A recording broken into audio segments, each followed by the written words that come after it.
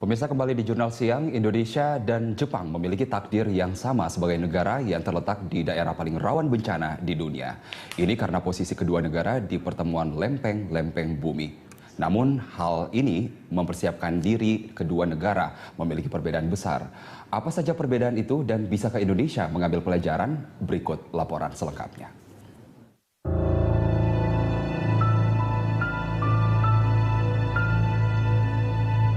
Bencana silih berganti menimpa. Ratusan, ribuan, bahkan ratusan ribu korban jiwa seakan biasa. Di samping anugerah keindahan dan kekayaan alam, Indonesia ditakdirkan selalu mengalami bencana. Terletak di pertemuan tiga lempeng tektonik bumi, menjadikan Indonesia salah satu negara paling rawan bencana di dunia. Korban jiwa dan harta selalu kita terima sebagai takdir atas kehendak yang maha kuasa. Namun benarkah kita tidak bisa berbuat apa-apa sebelum korban berjatuhan? Apakah benar Indonesia tidak bisa lebih siap menghadapi bencana sehingga risiko jiwa dan harta bisa ditekan? Bagaimana negara lain yang juga berada di area rawan bencana menghadapi takdir yang sama?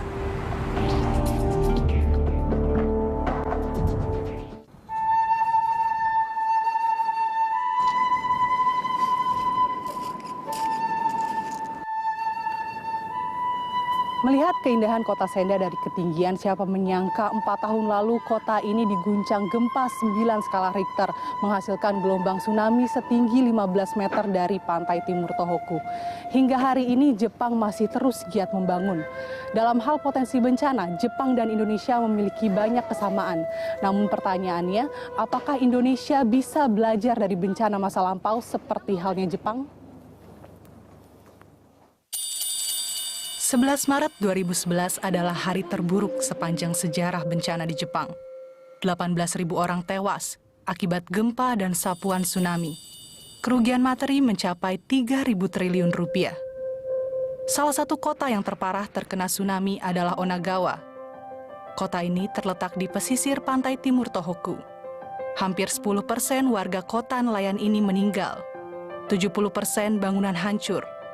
Namun, bagi warga Onagawa, hidup harus berlanjut. Mereka bisa menemukan harapan di antara puing-puing kota.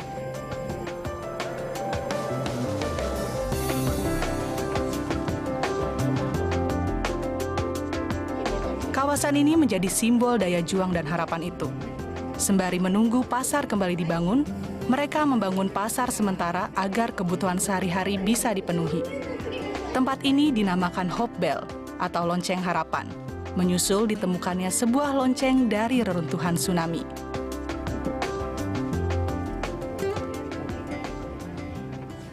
Denshiが到着したという知らせの鐘がありました。カリオンっていう鐘。その4個のうちの1つが震災の時に残ったということで、その1つを希望の鐘ということで向こうに設立して、ここも希望の鐘商店街になりました。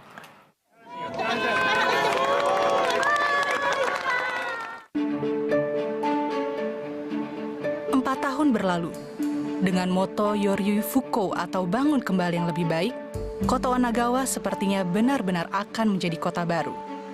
Stasiun kereta api menjadi bangunan pertama yang selesai dibangun. Di lereng perbukitan di kiri stasiun akan dibangun kantor wali kota dan alun-alun.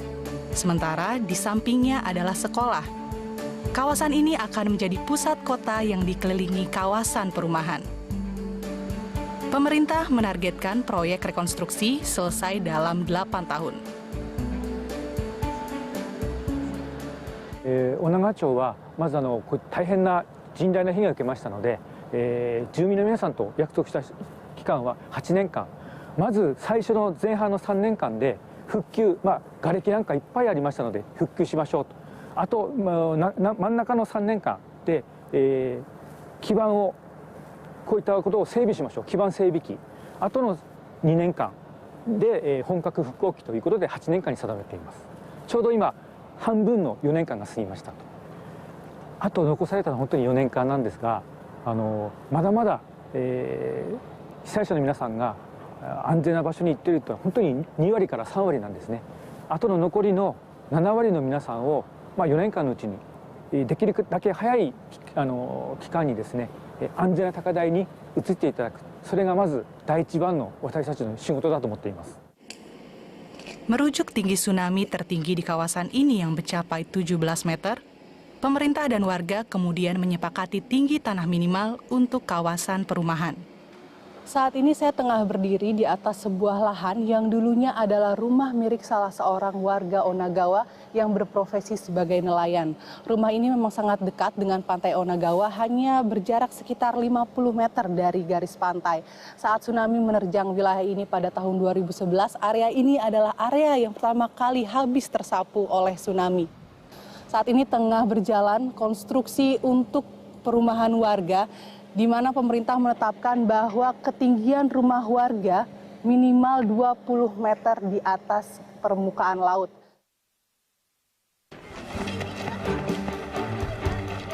Di tempat lain, proses pendidikan menghadapi bencana yang sudah diterapkan sejak lama di Jepang terus dilakukan.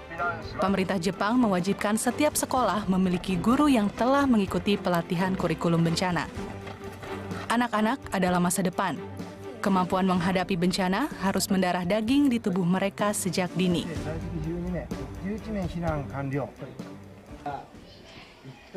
Guru Kashiwa Koji adalah saksi hidup betapa pelatihan bencana telah menyelamatkan seluruh muridnya pada tsunami 2011 lalu. SD Kadonowaki rusak, tidak hanya karena terjangan air, tapi juga terbakar saat tsunami. Namun 300 siswanya berhasil diselamatkan. Terus melatih siswa untuk siap menghadapi bencana bukanlah pilihan yang mudah. 普段の学校生活、家庭生活は子どもたちには安心して生活してほしいんですね。それはまさに危険など考えずに。でも本当に行動しなくちゃいけない時っていうのは必ず出てくるわけですね。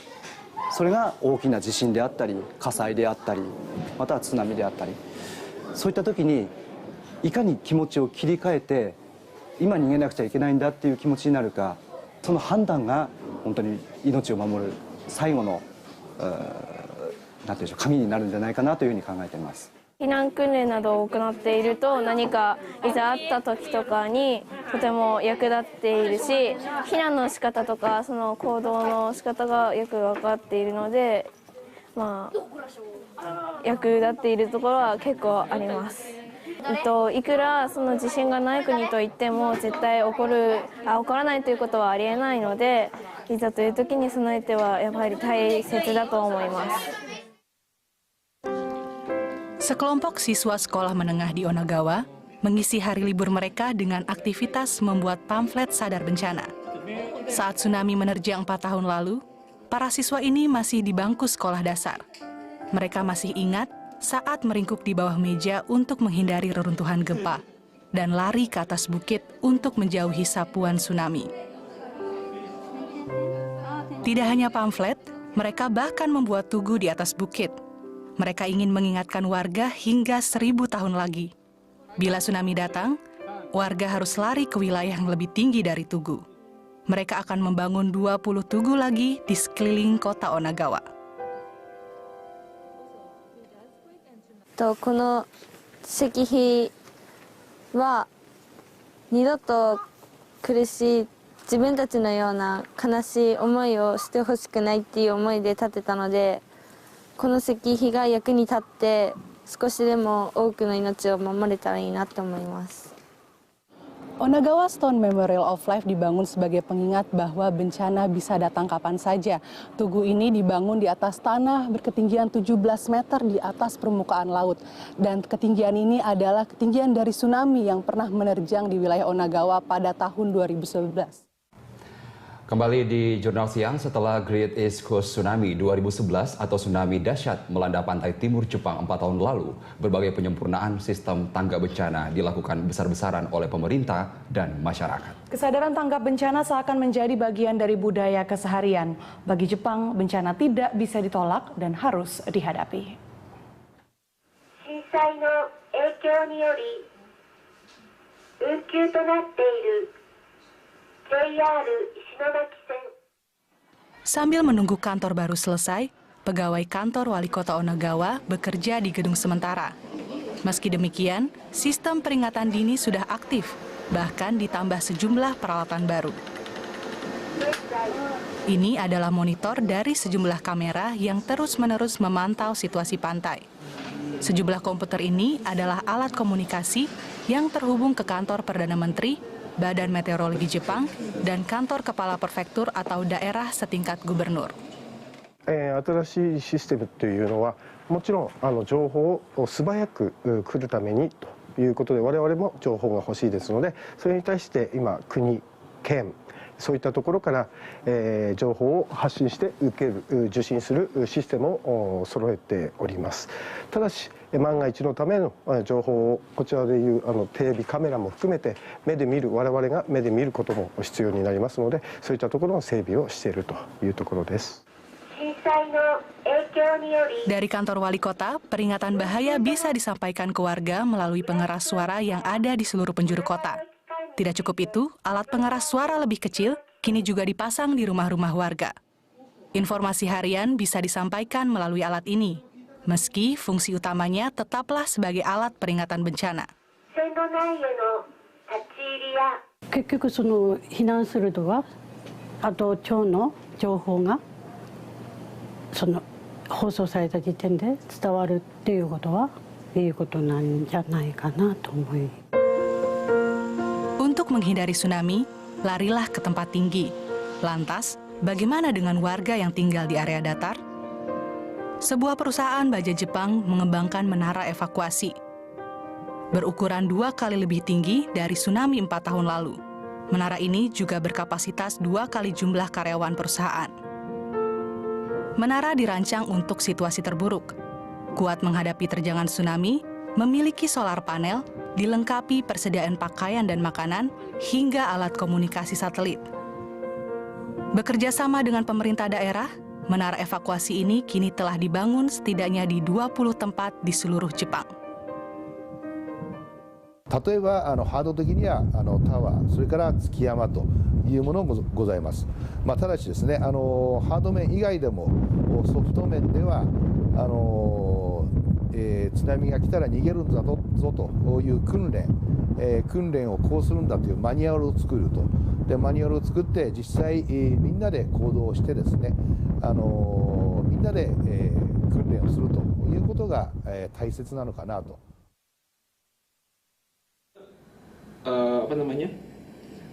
Siap menghadapi bencana tidak hanya berlaku bagi orang Jepang. Ini mahasiswa asal Indonesia yang sedang mengikuti orientasi bencana yang diadakan sebuah LSM di kota Sendai. Mereka diminta selalu membawa emergency kit. Bagi Arnold, budaya tanggap bencana Jepang harus ditiru Indonesia. Ia mengalami gempa Jepang 4 tahun lalu. Hari keduanya itu, bahan makan kita sudah habis di tempat evakuasi saya. Terus saya bersama sensei-sensei yang lain, dosen-dosen saya, pergi ke supermarket terdekat. Di sana itu yang saya lihat itu benar-benar saya salut adalah biarpun dalam keadaan yang sangat krusial seperti itu, sangat emergency seperti itu pun mereka bisa berbaris dengan rapi. Ya sangat disayangkan sih. Saya pikir Indonesia yang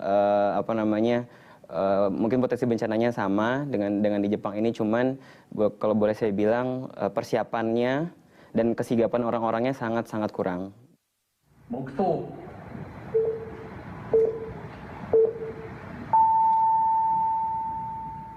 Di lapangan tengah kota Sendai, warga datang sukarela dan bergabung dengan Kaisar Akihito di Tokyo melalui layar lebar. Mereka berdoa bersama. Ini hanyalah salah satu tempat di Jepang yang rutin menggelar acara mengenang tsunami Tohoku 2011. Siap untuk bencana terburuk dan terus berdoa untuk para korban. Kiranya inilah cara Jepang menghadapi takdirnya sebagai negara rawan bencana. Malam harinya, lilin-lilin dinyalakan. Himne dinyanyikan. Ribuan lilin membentuk kata Tsunagaru.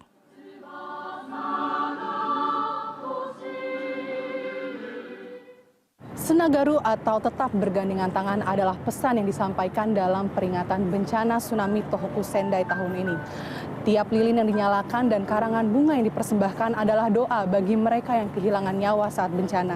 Juga sebagai bentuk rasa syukur bagi para korban yang selamat. Bagi masyarakat Jepang, bencana adalah cambuk agar mereka bisa lebih siap menghadapi masa depan. Seperti bunyi pepatah lama Jepang, jika Anda terjatuh 7 kali, maka bangkitlah 8 kali. Keiko Ranti, Tommy Pribadi, Berita 1 Jepang.